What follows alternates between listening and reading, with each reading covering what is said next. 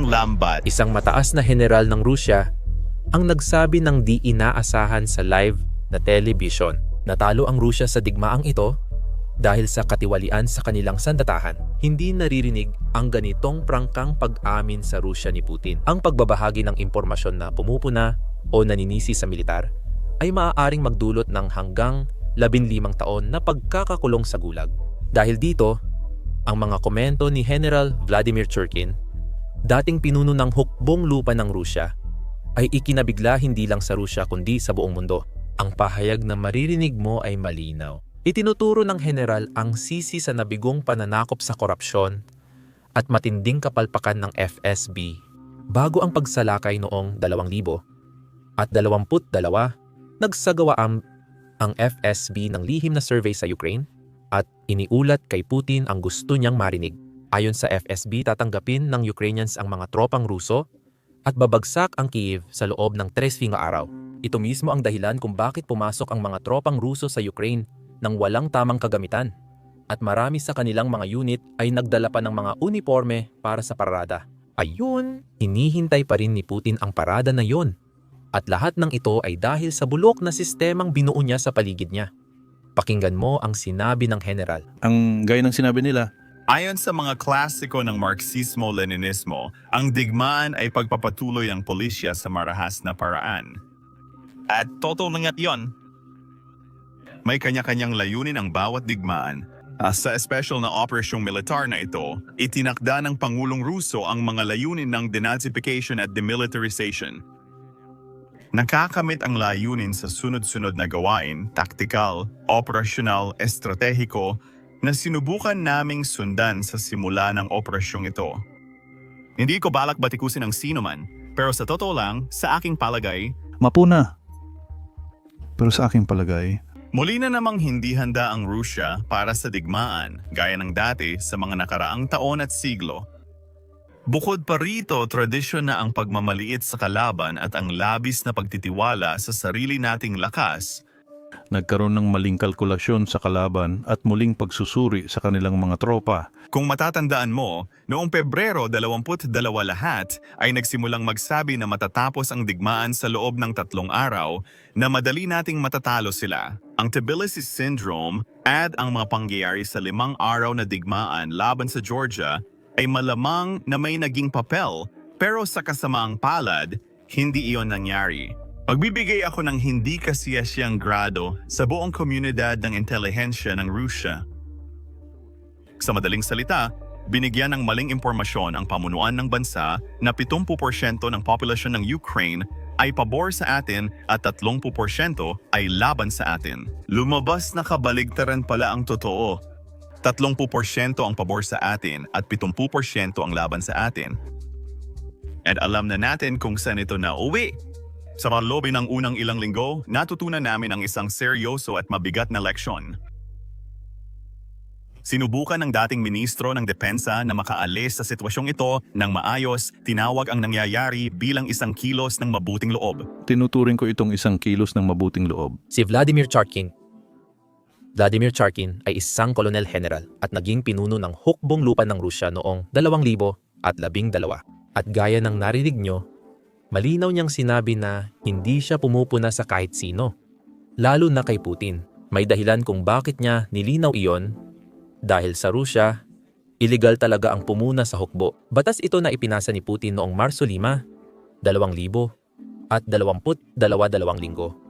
matapos magsimula ang pananakop. Sa tingin ko, sinasabi ng timing ang lahat ng kailangan nating malaman tungkol sa kung paano nangyayari ang pananakop na ito para kay Putin. Simula nang ipasa niya ang batas na ito, ginamit ang batas na ito para patahimikin halos lahat ng tao. Ilang linggo lang ang nakalipas, inaresto ng mga puwersang Ruso ang isang dalagitang taga St. Petersburg. 18 lang siya, hayagang sinabi niyang di niya sinusuportahan ang digmaan ng Russia sa Ukraine. Ayon sa puwersa ni Putin, ito raw ay maling impormasyon tungkol sa digmaan. Kaya siya nakulong ng ilang buwan dahil lang sa isang komento. Sa totoo lang, hindi ko masasabi na eksperto ako sa batas ng Russia. Pero hindi ko maintindihan kung paano naging pagpapakalat ng maling impormasyon ang pagsasabi ng iyong opinyon. Pero kahit ganoon, ang mga kwentong tulad nito ang nagpapakita kung bakit napakalaking bagay ng sinasabi ng general na ito. Tingnan natin ang konteksto. Alam ng lahat na pumalpak ang FSB, pero wala pang hayagang kumondena sa kanila hanggang ngayon. Alam mo ba, matapos ang aneksasyon ng Crimea, noong 2014 binigyan ni Putin ang FSB ng bilyon-bilyong dolyar para magpakalat ng maling impormasyon sa Ukraine. Layunin ng operasyong ito na hikayatin ang mga Ukrainian na ang kanluran ang kalaban at mas mainam makipagkaibigan sa Russia. Bago simulan ni Putin ang pananakop, gusto niyang malaman ang resulta ng investment niya dahil bilyon-bilyong dolyar ang ginastos niya mula sa sariling bulsa. Inatasan niya ang FSB na magsagawa ng mga lihim na survey at pag-poll sa Ukraine upang malaman ang magiging tugon ng mga Ukrainian kung sakaling salakayin sila ng Russia. Oh, gusto niyo bang hulaan ang resulta ng survey na yon? Parang maganda ang ideya na to. Siguro dapat gawin din natin ito sa mga high school at kolehiyo. Simula ngayon ang mga estudyante na ang magbibigay ng sarili nilang grado sa mga test at exam. Tiyak na makakakuha ng A ang lahat kung gagawin natin ito. Iyan ang nangyari rito. Ang mga taong binabayaran ng FSB ng bilyon-bilyon para magpakalat ng maling impormasyon ay sila ring ginamit ng FSB para mag-survey sa nararamdaman ng mga Ukrainian tungkol sa pananakop. At ayon sa mga ahente ng Russia, sinabi nila na tatanggapin daw ng mga tao ang hukbong Ruso sa loob ng Ukraine at hindi raw lalaban ang publiko para sa pamahalaang Ukrainian. Iniulat ng FSB kay Putin na 70% ng publiko ay posibleng sumali sa hukbong Ruso para pabagsakin ang pamahalaang Ukrainian. Gusto kong ipaalala ang kasabihan ni Charlie Munger. Ipakita mo ang insentibo, ipapakita ko ang resulta. Ang mga taong binabayaran ng FSB ng malaki. Walang insentibo magsabi ng totoo. Kung magsasabi sila ng totoo, puputulin ni Putin ang pondo nila at mawawalan sila ng trabaho. Ito ang dahilan kaya sinabi nila sa FSB ang nais ng FSB na iparating kay Putin. Dahil dito, naniwala si Putin na babagsak ang Kiev sa 3 araw. Pero ayon, nang hindi iyon nangyari, sobrang laki ng gulat para sa Kremlin at syempre para kay Putin. Sa totoo, ilang linggo lang matapos mabigo ang pananakop, inaresto ni Putin ang pinuno ng FSB na responsable sa intelihensya. Ito ang taong responsable sa pagpapakalat ng maling impormasyon sa Ukraine. At siya rin ang namahala sa pagsasagawa ng mga lihim na survey na ito. Ang FSB ang nag-ulat kay Putin. At ang taong iyon ay na-house arrest. At bukod pa dyan, nagbukas ang Russia ng maraming internal na investigasyon para sa paglustay ng pondo, paggawa ng pekeng impormasyon. At syempre, panlilin lang sa Kremlin. Ang pinaka-nakakatawang bahagi ng lahat ng ito ay ang sistemang ito mismo ang itinayo ni Putin para protektahan ang kanyang kapangyarihan. At ngayon, ang parehong bulok na sistema ang bumabalik para saktan siya. Alam ni Putin na kung hindi niya matupad ang mga ipinangako niya sa simula ng digmaan, maaaring mawala siya sa kapangyarihan. Dahil dito, walang ligtas na paraan si Putin para makaalis sa digmaan ng hindi nanganganib ang buhay niya. Hindi kayang sustentuhan ng ekonomiya ng Rusya ang digmaang ito ng matagal. At ito ay hayagang inamin ng mga pro-digmaang propagandistang Ruso. Pakinggan ninyo ito. Kung sa malapit na hinaharap, gaya ng inaakala ko at tungkol sa sinasabi ko, hindi pa natitigil ang espesyal na operasyong militar. Iyan ang panukala mula kay Trump na binanggit at ngayon ay aktibong pinag-uusapan kung hindi matitigil ang mainit na yugto ng espesyal na operasyong militar. Batay sa panukalang ito, ang body jet ng Russia, gaya ng paulit-ulit kong sinabi, ay malamang nahaharap sa matitinding problema. Dahil dito, ang mga problemang ito ay babagsak sa ating mga balikat, sa iyo at sa akin. Taos puso akong umaasa na magkakaroon ng kasunduan sa tigil putukan. Una sa lahat, ang pinakamahalagang bagay ay tumigil na ang pagkamatay ng mga tao, kabilang na ang mga civilian. At finalos, ito ba ay pag-ibigay kahit papaano ng kaunting ginhawa para sa budget ng Russia. Dahil tungkulin ng Estado tuparin ang mga obligasyong panlipunan. Sa mga pensyonado, sa mga pamilyang mababa ang kita, sa mga pamilyang malalaki, sa mga kabataan, at iba pa. Gayunpaman, may isa pang tanong na lumilitaw dito. Vornfiril ng operation ng tayo, ang mga tao, yung mga mamamayan ng Federation ng Russia, ay automatikong magsisimulang suriin ang mga resulta nito. Panikatapos nito, magkakaroon ng bagong problema ang mga autoridad. Ibig sabihin, sa bahagyang paglutas ng isyong pang-ekonomiya na bibigyan ng kaunting luwag ang budget. Ang mga autoridad ay agad, pagkatapos ng maikling panahon, haharap sa isang suliraning panlipunan na ipapakita sa katotohanang magsisimula nang magtanong ang mga tao at nauunawaan ito ng mga autoridad. Yun paano sila makakaalpas sa sitwasyong ito ay mahirap para sa akin sabihin sa ngayon. Pero may kutob ako na malamang ay susundin ng mga autoridad ang landas ng Susunod sa paraan ng pagtatakip ng money. Ngayon, syempre, nakikita ni Putin ang lahat ng ito. At bukod pa roon, nakikita rin ng publiko ng Russia ang lahat ng ito. Nakikita nila kung paano nagbago ang ekonomiya mula nang magsimula ang pananakop. Pinapalakas ni Putin ang ideya na ginagawa niya ang digmaan para protektahan ang publiko ng Russia. Gusto niyang matiyak na ligtas ang Russia at kaya kailangan niyang salakayin ang Ukraine. Kamailan, nagdaos siya ng malaking okasyon at namigay ng medalya sa lahat ng veterano ng digmaan ng Russia para itulak ang naratibong ito. Kasama rito ang mga Russian na lumaban noong ikalawang digmaang pandaigdig. At isa sa kanila ay mukhang matanda na. Hindi na siya natatakot kay Putin. At hayagang sinasabi ito na siguradong ayaw ni Putin.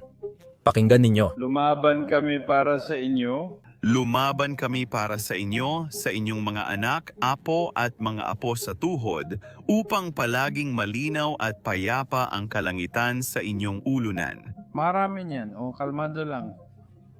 Para sa akin, maganda talaga ang pagkakakuha ng kamera doon. Pagkasabi ng lalaki na nais niyang tiyaking mapayapa ang kalangitan ng Russia, agad lumipat ang kamera kay Putin.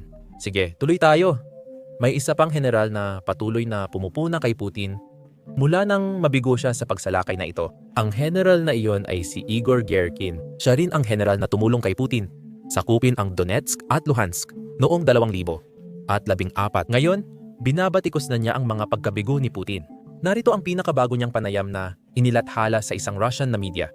Kaya isang Russian na website, news website, na nag-interview sa kanya habang nakakulong pa rin ang taong ito. Nagbabala si Igor Gerkin na ang mga taktikal na tagumpay ng Russia malapit sa Pokrovsk at iba pang lugar ay malamang na hindi makakaapekto ng malaki sa takbo ng digmaan sa Ukraine. Maliban na lang kung handang itulak ng Russia ang ganap na pagkatalo at pagkakawatak ng Ukraine.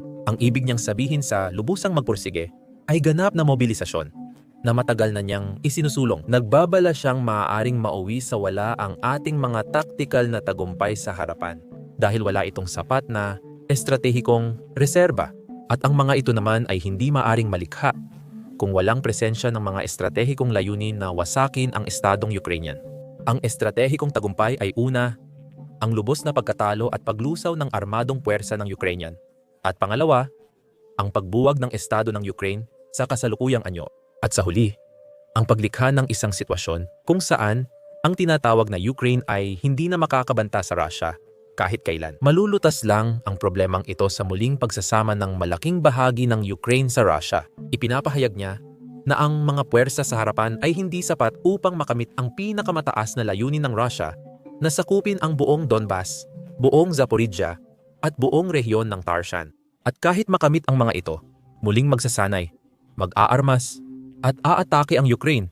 Dagdag pa niya, bagamat maaaring matanggal o magbitiw si Zelensky dahil sa pagkatalo, sabi ni Gerkin na mas matindi pang anti-Russia at Nazi ang papalit sa kanya. Ibig sabihin, tuloy-tuloy papasok ng Russia ang mga drone at misil ng Ukraine.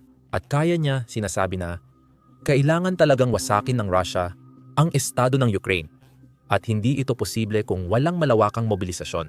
Nalaman ni Putin noong Setyembre 2022 na kapag minobilisa niya ang mga Ruso, sila rin ang tatalikod sa kanya. Isa sa mga problema sa paggawa ng mga ganitong video, kung saan nagpapakita tayo ng maraming drone strike. Kahit na walang nasasaktan na tao o sundalong Ruso sa video, madalas dinidemonetize o nililimitahan ng YouTube ang aming mga video. Noong nakaraang linggo, 4 na video namin tungkol sa digmaan ang na-demonetize. Ang pagpapakita ng mga drone strike o kahit mga kuha mula sa frontline ay hindi kaaya-aya para sa mga advertiser, kaya nililimitahan ang mga video. Ganito ang realidad ng makabagong digmaan na nilalabanan at tinatangkang lampasan ng mga Ukrainyano. Naniniwala kaming mahalagang pag-usapan ito, kaya namin inilunsad ang Basics Insider. Ginawa namin ito mula simula, kaya wala kaming limitasyon. Hindi namin kailangang i-blur ang drone strike, frontline footage, o mga nasisirang base ng himpapawid ng Russia. Wala rin kaming pinapatakbong ad sa site. Dahil dito, hindi namin kailangang i-censor ang sarili kahit ayaw ng advertiser sa mga usapan namin. Hindi namin pinopondohan ang site sa pamamagitan ng mga ad. Pinopondohan namin ito sa pamamagitan ng inyong suporta. Kaya kung isa ka sa mga interesado sa ganitong uri ng balita at gusto mong mapanood ang aming mga video na hindi na censor at makakuha ng mga bonus na nilalaman na bang hindi namin pwedeng i-upload dito sa YouTube, siguradong sumali ka sa amin sa basicsinsider.com. I-click ang link sa description or iscan ang QR code sa screen. Sa pagsali, mapapanood mo ang lahat ng na-upload at mga i-upload pa naming video. Bukod dyan, sinusuportahan mo ang aming coverage at channel. Kaya salamat. Ako si Sam, magkita tayo sa susunod.